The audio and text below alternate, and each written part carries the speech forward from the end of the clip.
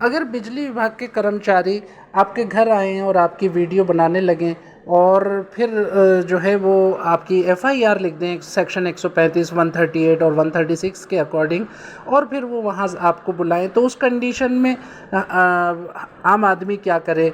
उसके बाद भी यदि एंटी पावर थेफ्ट में आपकी एफआईआर हो जाती है और एंटी पावर थेफ्ट से आपको फ़ोन आता है और वो आपको बुलाते हैं, तो हमें दोस्तों उस कंडीशन में क्या करना चाहिए? और समटाइम्स कोर्ट से समन आ जाता है और हमें उस कंडीशन में क्या करना चाहिए? तो दोस्तों, मैं बाबू अली ख़ान एडवोकेट खुशबू हैंडल पर आपका स्वागत करता हूं। और जो एक बड़ी समस्या है बिजली विभाग की एफआईआर, बिजली विभाग जो मुकदमे लिखवाता है, उसका कई लोगों ने कहा है कि बाबू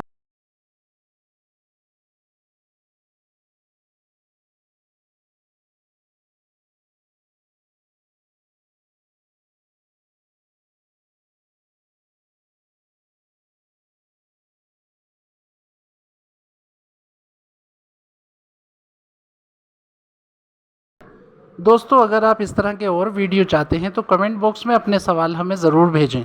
थैंक यू। दोस्तों, अगर बिजली विभाग के कर्मचारी आए, आपके घर की वीडियो बनाने लगे और आपके ऊपर एफआईआर करा दें, तो हमें बिजली विभाग जाना चाहिए, वहां जाकर बात करना चाहिए अधिकारियों से और अपनी निर्दोषिता के सबूत देना चाहिए। हो सकता है मामला बिजली विभाग से ही ख़त्म हो जाए। अगर ऐसा नहीं होता है, वो अधिकारी आपकी एफआईआर एंटी पावर थेफ्ट थाने में अंडर सेक्शन 135, 136, 137, 138 के अकॉर्डिंग करा दें, तो फिर उस कंडीशन में हम क्या करें? तो हम वहाँ बिजली विभाग का जो एंटी पावर थेफ्ट होता है, वहाँ के आईओ से मिलें, इंचार्ज से मिलें, अपनी बात रखें और कहें कि हम निर्दोष हैं, हमारा मामला एफआईआर का नहीं बनता है। अगर वहाँ समाधान हो जाता है तो वो आईओ अपनी फाइनल रिपोर्ट लगा करके मामले को वहीं ख़त्म कर सकता है।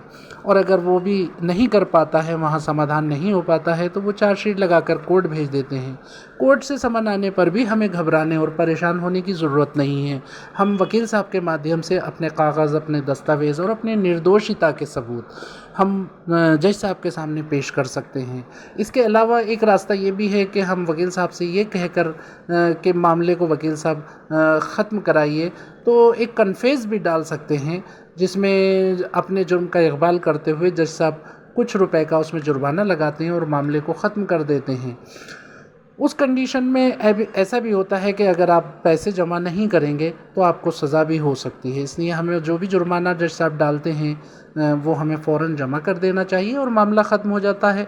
उससे ये फ़ायदा मिलता है कि हमें कोर्ट में ज़मानत नहीं कराना पड़ती है, हमें कोर्ट के सालों चक्कर नहीं लगाना पड़ते हैं, हम कोर्ट से जो तारीखें मिलती हैं उससे भी बच जाते हैं और हमें कोर्ट बार बार जाना नहीं पड़ता है।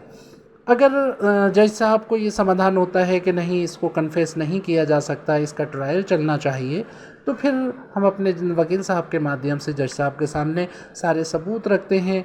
अभियोजन पक्ष की तरफ से भी सरकारी वकील बहस करता है और जज साहब दोनों की बात सुन करके अपना डिसीज़न देते हैं। डिसीज़न हमारे अगेंस्ट अगर आता